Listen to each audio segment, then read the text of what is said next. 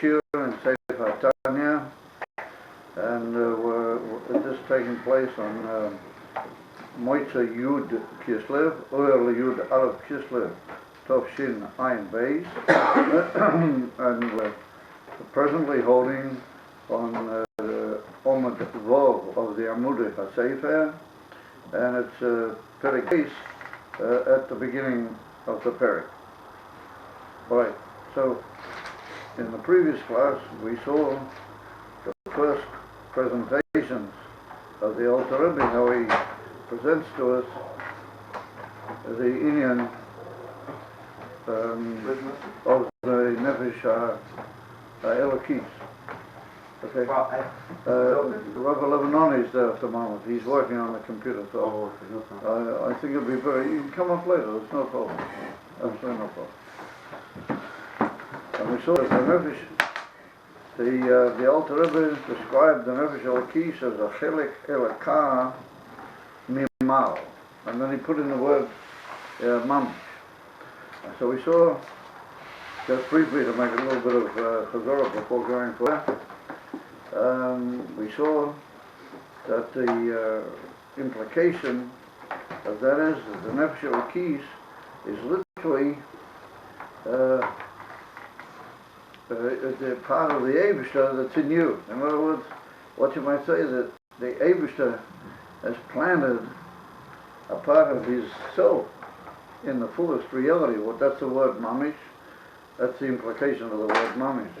That it's not a metaphorical statement or a nice symbol, but it taka means mamish, the Eibishter. And as it's well known that there's a famous story about a bocher that he was mishkarev to Lubavitch. He went to learn in Lubavitch, in Russia. And on his way home, at Pesach or Nisan, when he's going home to spend Pesach with his parents or with his family, and on his way he travelled through a village where they'd known him from before. Certainly, so quite a few of the older Hasidim and other people, whoever they were, Hasidim, but people that had known him well gathered, and they asked him to give over something that he'd learned in the yeshiva. They want to hear what sort of Einid could be anything he wants. So he gave over a piece of a maimah or something that he'd heard from the Rebbe at that time. I don't know exactly what period it was, the Rebbe Rashab, or the Frierdiker Rebbe, or maybe even the Rebbe Marash. Anyway, he gave over, and in the middle of his description of what was the teichen of that particular passage that he gave over, he used the expression that the neshama of a yid is a shtik boirei. And in Yiddish that means a piece of a creator, a piece of the creator. A shtik boirei, a piece of the creator. So all the all these guys that were hearing, they don't know Chassidus, they're not familiar with Lubavitch terminology, and so they were all quite horrified. And they said, wait a minute, you have to. And in the end, it developed a whole discussion, a whole argument, to the point that somebody sat out and wrote a letter to the Frierdiker Rebbe. A letter arrived complaining about how this bocher had used an expression about the. And have you ever seen there's a little kuntres from the previous Rebbe called Kuntres Limud HaChassidus, I think it is, or Kuntres. There's two of them. One's called Kuntres Limud HaChassidus, and the other one's called Kuntres something. And in that whole Kuntres Limud HaChassidus, I think it was that one, was written as an answer of the Frierdiker Rebbe's answer to this bocher, having said that the neshama is a shtik poirei. So if we touch the inyanim pashtas, well, he's right. It's very hard to avoid such a mashmoyas and such a conclusion in the lashon of Tanya-Ch.2. Because as we pointed out yesterday on Sunday, the word chelik means a portion of. Chelik, you can only use the word chelik when you take a piece of the original essence, and then you say you have a chelik of that particular inyan. Also, the word elokah Elokah is a very interesting word. Normally we use adjective. Excuse me. I'll have to throw you out if you do that. So straighten up. Straighten up. Don't fold your arms like that, but sit normally and listen. So, normally when we describe something as being divine, then we say Eloki. Eloki. That means normally when we say something is divine, we say Eloki. The word Elokah is a more abstract wording, meaning the etzem concept or the etzem essence of divinity. Eloki is a description, like a adjective coming from the word Elokus. Something which is Eloki, and the same the word Elokus itself. Elokus, that we always use, means a ha'ora from the etzem inyan of divinity. It means that they call it like a luminescence or an expression of. Oh, that's maybe an idea. An expression of divinity. But when you say Elokah, the word Elokah is almost like a term meaning Hashem himself. In other words, it's the divinity. It's like the absolute concept of divinity, not just a expression of divinity. So if we said it's a chelek Elokah, then it's a piece and a portion of the very essence of divinity, and it's mimal. But the word mimal means wherever you are, then that's beyond you. And for example, the Rebbe once explained, and if I bring it in Yiddish, if you refer to Hashem, there's a word which is called der Oberste. You hear it the whole time. Everybody calls Hashem der Oberste, or der Oberste, you can call it. Oberste is a more sort of special type of way of saying that in Yiddish. Now, the word Oberste means the stander over, that's what it means. He who stands above or stands over. So the Rebbe once said in Asicha, what's the point of calling the Oberste? That means that wherever you're standing, he is over that. So let's say you take the highest oilam and the highest madrega that you've ever heard of, the Oberste is higher than that. He stands higher, and he's, as it were, transcendent and completely beyond that. That's what the word Oberste means. So the word mimal is that implication of wherever you'll be, mimal always means higher than that. And when it's a chelek Elokah, mimal, in other words, from he himself, wherever you be, it'll be higher. And even, as it were, even the Elokah itself, it tends to imply even higher than that. And mamish means, as we said, absolute, simply that's what we mean. In other words, that we're saying what we mean. We're not, saying something and then withdrawing it. And that's why the Pocha, that Pocha from Lubavitch, he had the how do you call it, the teicher, the starkheit, to say in front of other people, the neshama is a shtick, is a piece, as it were, kaviochel, of the boire.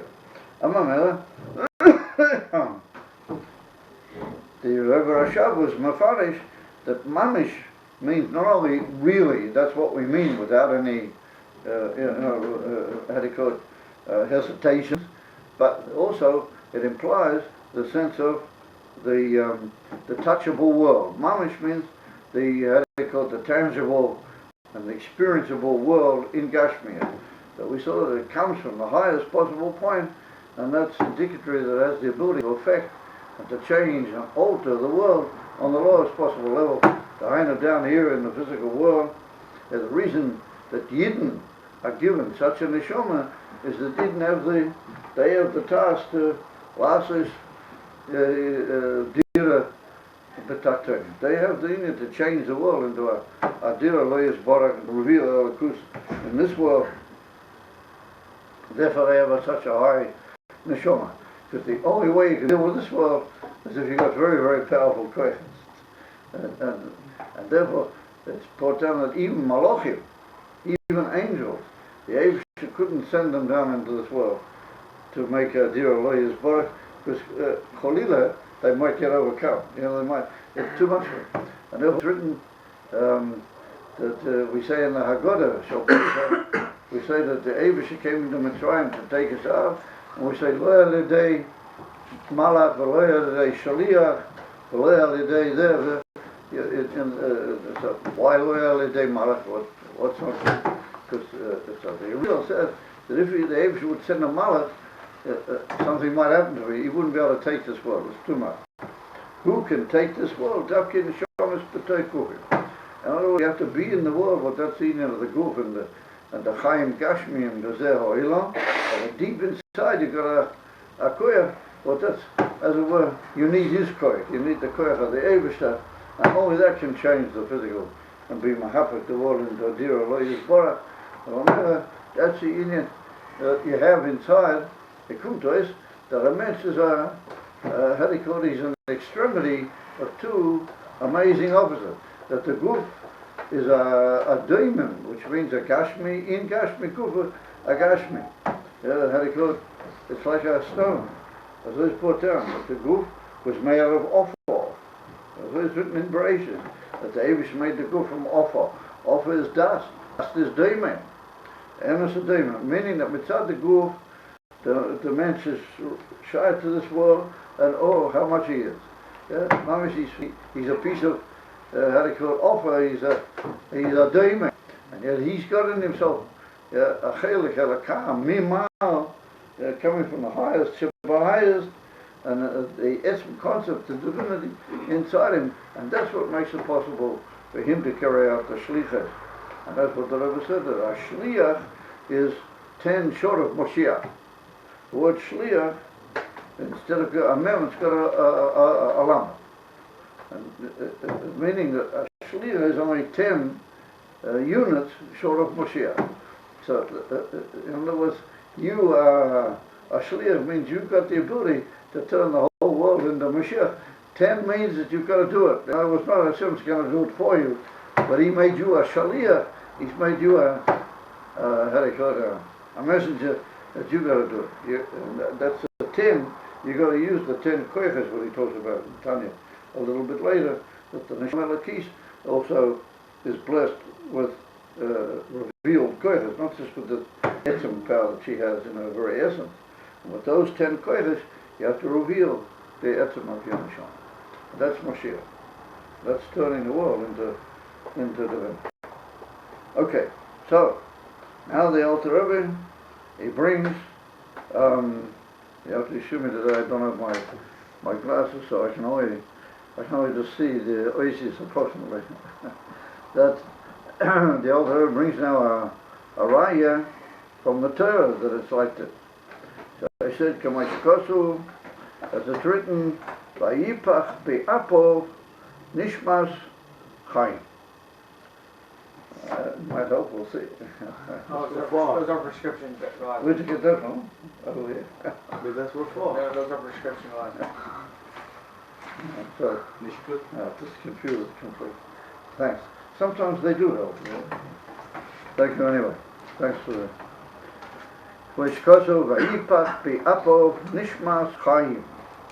The Eibishter literally blew into the nostrils, apo, of Adam Harishon, nishmas chaim, the neshama of life. So we see that the first thing in text, why isn't it just written, Vayosem boy, the Eibishter placed in him a neshama. The Eibishter can, the Eibishter kol yochel, I mean, the Eibishter had to blow, Vayipach, be'apo, nishmas chaim. So when you blow, you're making a special effort, and if you blow, then you can get tired from it as well. You know, by a mensch, because it brings out the whole pnimis v'atzmius of the autumn when he blows. When you talk, you also gradually get tired, but it takes a lot more time.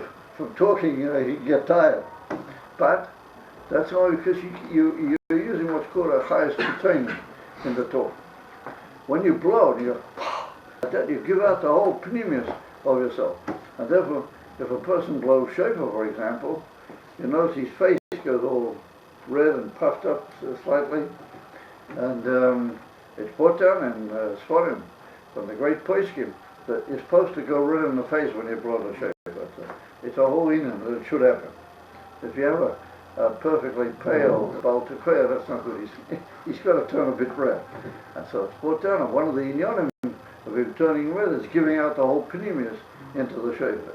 That the more you give out the ganze pneumius, then so I also tell the Shaila, why does the Eibush have to blow? Why did he have to blow the neshama into the body?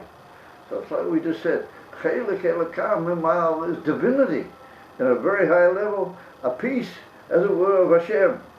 The guf is a piece of das, of a min ha'adama.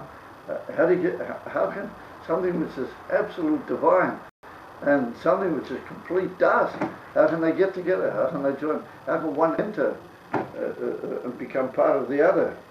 Even Hashem has to blow in order to do that. Just with how do you call it, a normal, in inverted commas, act on Hashem's part, they wouldn't have come together. How do they get together? If Hashem himself, Kaviyachol, makes a drastic action, and he blows it. Where does he blow it? Be'apol. He blows it into the nose. So you've got to be careful with your nose. You know, there's an old saying, "Darf nicht stecken mit der Nase." In Yiddish, you shouldn't be peeking around with your nose, which means that the nose is a valuable entity. So it's brought down in the Zohar HaKodesh. It's brought down that you have two nostrils, and that the two nostrils are connected with two high levels in the neshama. One with Chaya and the other with Yechida. Now Yechida is the Etzem neshama, albeit it's not mamish the Etzem, but it's pretty close to it. So why did the Eibush breathe and blow? He didn't just breathe, but he blew into the nostrils, because the nostrils are the derech and the way to the Etzem neshama. In other words, that Hashem knew that the only way to enter the Etzem neshama into the mensch was to go through the nostrils.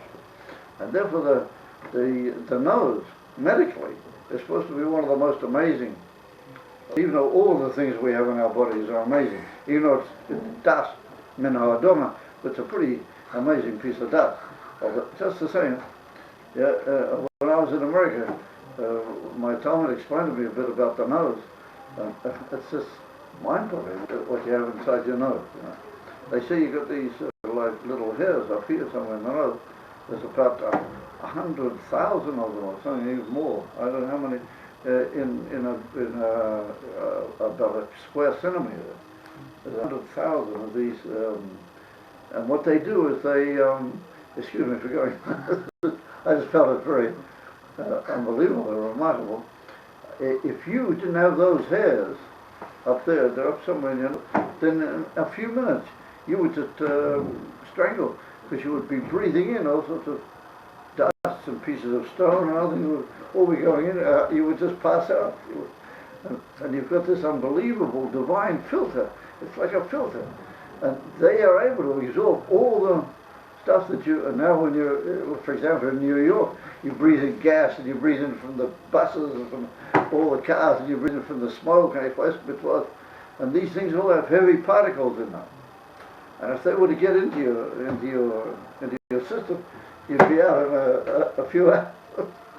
And what keeps you alive is all these unbelievable hairs. That's really amazing. But the Zohar Kodesh tells us that the nose is a tremendous inyan.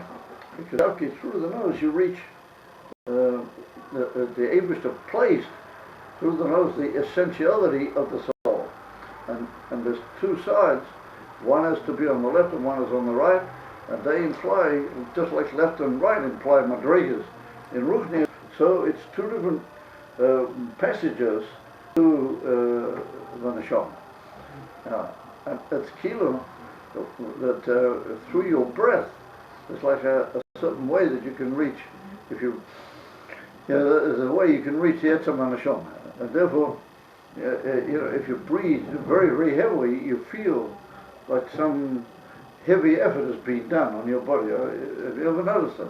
That's because what the Alter Rebbe says here, that the pneumius of the highest, not just the day-to-day flow, what keeps you alive, but the pneumius of the highest is centered through the nose. And that's the pathway to the inner atzmius of the neshama, which is what we're talking about here. So, that was the Alter Rebbe. That's why even the Eibush had to struggle to get that. And it's the only place that you'll find in the whole creation where the Eibishter did, it's written that the Eibishter blew into somebody's nose or blew or did anything by way of effort or blowing, because he was uniting the two extremities of the whole creation. There's nothing higher than Neshama. In the whole creation, nothing higher. And there's nothing, as it were, lower than the body. I mean, the body can and is a very holy thing. It can be really meant to be a holy thing. I'm not trying to play the body down, but it's made out of the most simple doimem that there is in the creation. Don't point at that, because that's already Tomei. That's a bit higher. If I'm to unite them together, and that there should be nishmas chayim, that the neshama should not be there, but it should become life, and you should live. Because you don't just live from the neshama. It's not like the neshama is a machine, and you're like a series of how do they call pistons, and the neshama inside pushes the machine. It's not like that. When the neshama enters your body, everything becomes alive. Your finger is alive. It's not just something that's being pushed by something, but it itself actually lives. And therefore the smallest little pinch of your finger is felt by you because it's alive. It's a living quantity.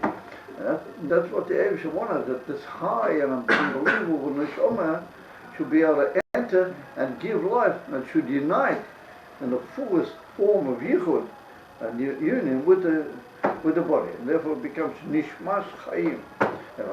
Even the Eibishter had to blow in order to, as it were, carry that out. So that's what he says. Ve'ato nofachto bi. Where's that written? Do you know? Ato nofachto bi. And you blew into me. For the brachas. Fato bi Birchas HaShachar. Elokai neshama. Elokai neshama she'nosata bi. Tohero hi. Ato toraso. Ato yitzato. Ato nofachto bi. You blew it into. In other words, that you created, you brought about the neshama that's in the higher world. Or it actually came into me meaning the body. And later in Tanya-Ch.2, the Alter Rebbe says, B means the nefesh avamis. It means the body in a simple, undefensive, undefended sort of state. Is to get that in there, had to be ator nefachto B. Now, if you look up in the bracha, in the Siddur, I have a feeling that there's no vav there. Here he says, "Vayipa be'apav nishmas chayim." That's a quote from the pasuk in Bereshit. And then he says, "Ve'ato nefachto pi," is referring to the bracha that we say. That's not a pasuk. That's a bracha in the Siddur. So check me out. I think it's written without a vav. Am I right?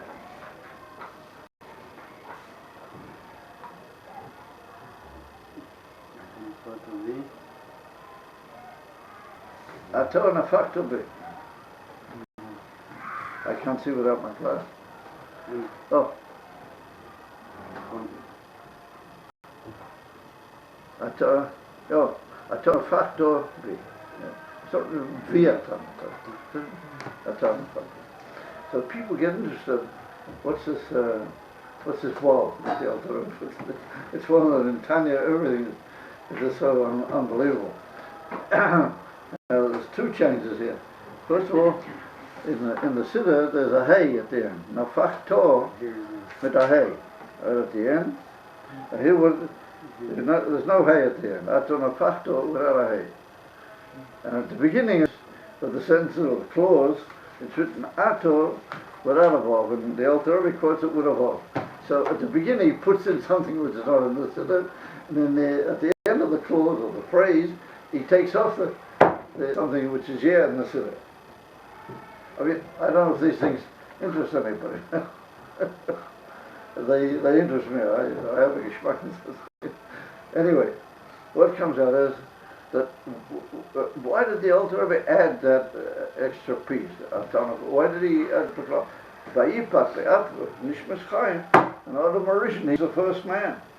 So since that happened, that's why we like that by why does the Alter Rebbe have to put in Tanya-Ch.2? That's something that we say in the brachas every morning. So therefore some great chassidim who learned the Tanya, they want to suggest that you can't really bring a raya from Adam HaRishon. Probably is, because Adam HaRishon was a very special person. And he was the man that is like the generality of all men. And amongst Yidden, all the neshamas that we have were all karul. They were all, how do they call it, entwoven in Adam HaRishon's neshama. You know the story about Rav Zusha? Rav Zusha Mi'anipalya, you know the story about him? He and his brother, Rav Elimelech Mulad was his brother. So once Rav Zusha said that, he said, "Ich mit mein Bruder," he said, "I with my brother," he said, "we were in the nostril of Adam HaRishon." Our neshamas were in Adam HaRishon's nostril. Now I just said to you, the nose is a very high place. So the Gemara says that when you breathe in or when you smell, that goes directly to the neshama. Like I just said, it's a gateway to the neshama. And therefore, when you smell or you breathe, it goes directly into the neshama. Therefore, it's what's down the Kisvei Arizal. You should try not to smell unpleasant smell. I mean, if it just happens to you, then you can't be blamed. But you shouldn't go somewhere where there's a bad smell. You should try to avoid bad smell. Why? Because the Chush HaReach goes Koil HaNeshama Tahal. Every breath, every breathing breath is a praising of the Eibishter. So Adam HaRishon. So Rav Zusha says that me and my brother, we were in the nose, and he said the nose didn't have any part of the sin. That what Adam ate from the fruit, he ate. He said, but not. He said the nose didn't have any part in it. He said, "Ich mit my brother," he said, "we had no part in the whole." And even more, he said, "we were moichim. We knocked on Adam HaRishon's brain and we said, don't do it." That was from inside the nose. We made a protest. I say it. Rav Zusha is in his own name and in the name of his brother, Rav Elimelech. Just to show you how high the nose is. Anyway, so they want to say that from Adam HaRishon, it's not a proof that he was a very special being, that Hashem made him like the generality of all later beings. Didn't he, Kobi? Hello? Huh? Mm-hmm. He made Adam HaRishon, and he meant that on Moitze Yud Kislev, Toshinayim Pez, that you should be sitting in a room hearing a shir about the neshama and about how it goes into the body and what it does and how it is and where it comes from and everything, and that you shouldn't sleep. Hashem didn't mean that at that particular moment you would sleep. That's not what he meant. I'm not saying chas v'shalom you're doing an avera, but you're not doing what Hashem wanted. It comes to the that the neshama of Adam HaRishon was an amazing thing. So therefore, the Alter Rebbe feels that maybe you could to put Adam HaRishon's neshama. Yeah, for that day, we had to blow it with a neshama with all the neshamas of all the generations to come, and that had to fit into a body which was albeit a beautiful body, an immense body, but it was a physical body. Maybe that's a different. Maybe you can't bring a proof from that to all the neshamas. Therefore, the Alter Rebbe says, "Ve'atu with avov." Yeah, ve'atu, even you, no fact to be in every ordinary individual, the same thing happens. Not just by Adam HaRishon, but in every individual, when your neshama comes down, it does the same thing as Adam HaRishon. And the Eibishter does with Kaviyachol the same thing. And therefore, that's what that Bocha said. I'm coming back to what I began with. That's what that Bocha said, that every Yid has got in a shtick boy, that Kaviyachol, Hashem busies himself with you and he blows into you, you little embryo, when you're sitting in your mother's womb or whatever, and he blows into you a piece of Kaviyachol of divinity. And that's what the Alter Rebbe means, the Tanya-Ch.2. Here it's written with a hey, and over here it's not written with a hey. So what's the point about that? The Rebbe says in a letter, a huge wonder, but what's just the point? The Rebbe says, we've heard a very good thing about that.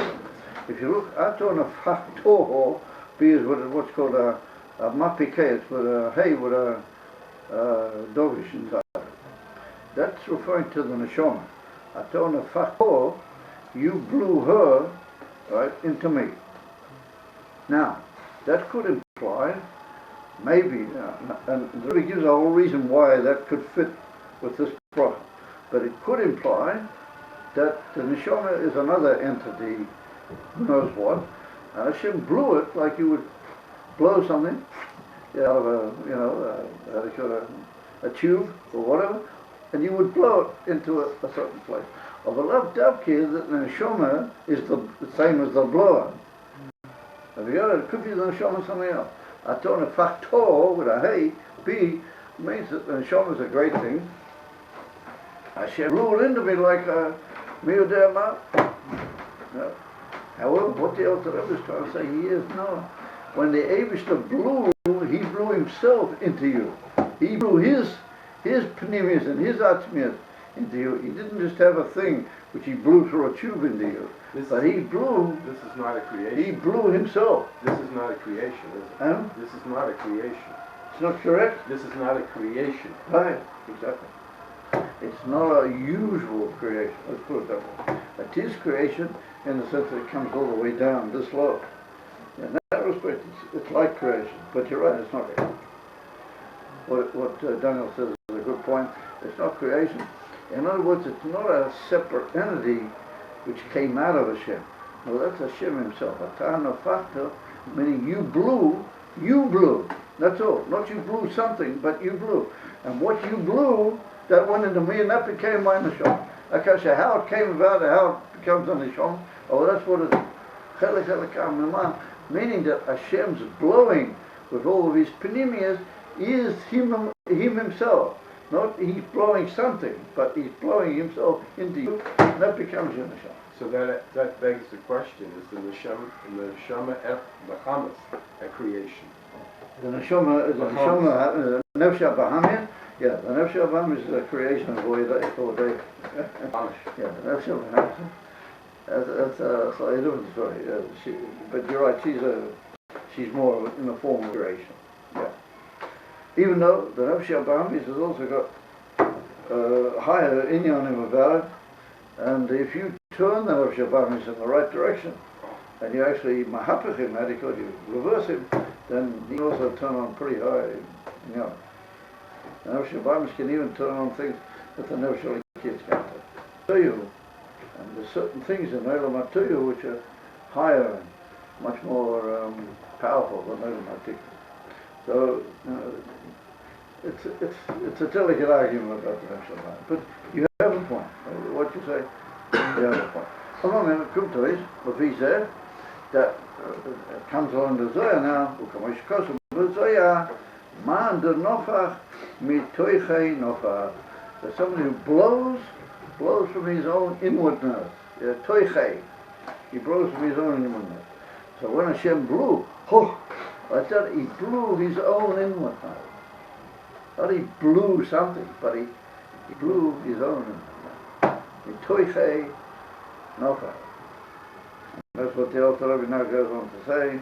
Yeah, the Pirush, mitoichi yusei umipnimi yusei. From the very inwardness and pnimius of Hashem himself, he blew into your body. What's toichius and pnimius? What's the difference? That's what you want to know. Why didn't the Alter Rebbe say atzmus? Or atzmus? Well, I must admit that even though on Yud Kislev was supposed to be in very good form, but it's now almost the end of the class. Also, I'm a little bit tired after last night, so I just haven't got the courage to go into that at the moment. But what you say is a very good point, and Be'ez Hashem will talk about it. The truth of the matter is that the Rebbe, Melech HaMashiach, he says in almost all his Maimorim that the neshama does come from us. And here it would seem that Hashem blew, maybe that's not his Atmas Mamish, Toichi Upinimiusa. That's what you may be hinting at. So we'll go into that. And we'll see that maybe in these two words, Toichi Upinimiusa, that the Alter Rebbe didn't just put in words for the sake of being more expressive, you know what I mean? If he put in a second word, then that really means business. The fact that he said Toichi Upinimiusa, that would tend to imply two levels or two nuances, two inyanim. So maybe if we get round to being mafarish, what's Toichi Upinimiusa, we get round to answer that as well. Okay? So Hashem should help us if we have a good hemshet Yud Kislev, and we reach Yud Tes Kislev, flying Mashiach flag. Why? Why are we going to be flying Mashiach flag? Because Mashiach will actually be with us. Good. Okay, guys. Rabbi, that's the next class.